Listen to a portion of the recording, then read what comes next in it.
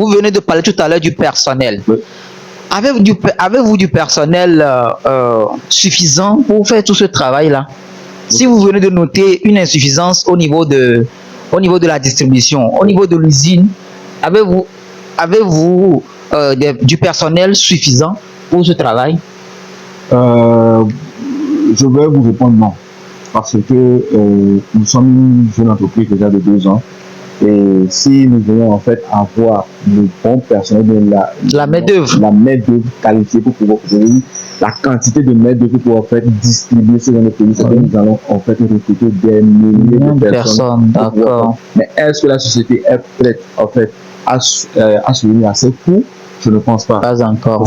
Nous ne sommes pas encore prêts pour pouvoir faire souvenir en fait à ces coûts. Donc, comme je vous le disais un peu plus haut, ce sont des questions de calcul. D'accord. Savoir quand est-ce qu'il faut recruter, quand il faut travailler avec des gens qui sont en freelance, quand il faut en fait travailler avec du personnel qui sont déjà dans l'entreprise, quand il faut signer des contrats avec des personnes que nous devons mettre soit en freelance ou bien soit en fait en entreprise. Donc c'est des jeux de calcul qui se font à chaque fois pour pouvoir en fait asseoir en fait comme je vous le disais cette notoriété là de pouvoir en fait distribuer nous-mêmes les produits de façon efficace. D'accord. Venons-en à la concurrence. Oui.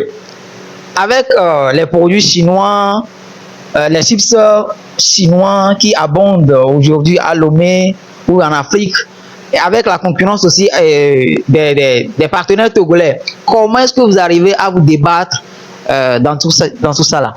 Vous savez, j'ai appris beaucoup chez le promoteur lui-même. Ok. Donc je fais un hommage, il s'appelle Monsieur Kwame Elompol Pays. Et c'est quelqu'un qui est très pragmatique. Ok. Et il est très ouvert en fait à la concurrence. D'accord. Parce que s'il n'y a pas de concurrence, il n'y a pas d'entreprise. C'est la concurrence en fait qui pousse en fait les bouchons à pouvoir se surpasser nous-mêmes.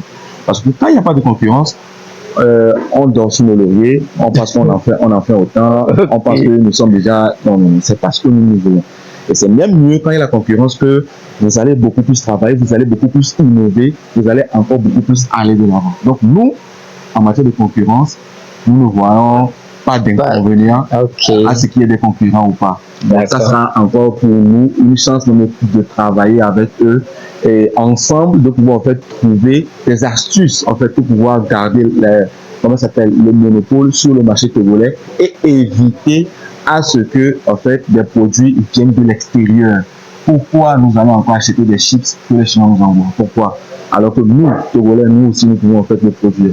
Et moi, en fait, mon problème, je vous dis mon problème, hein. Oui. Mon problème, en fait, c'est d'aller en fait dans le supermarché et de voir des rayons de produits togolais casés dans un coin quelque part. Non, moi, qui n'est pas visible aussi. Moi, je suis pas d'accord avec ça. Ok.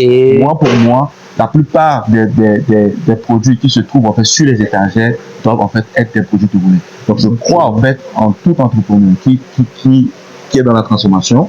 Je crois en nous tous parce que je sais que si eux ils le font, nous aussi nous pouvons le faire avec un peu de moyens. Je pense que nous allons en fait y arriver. D'accord.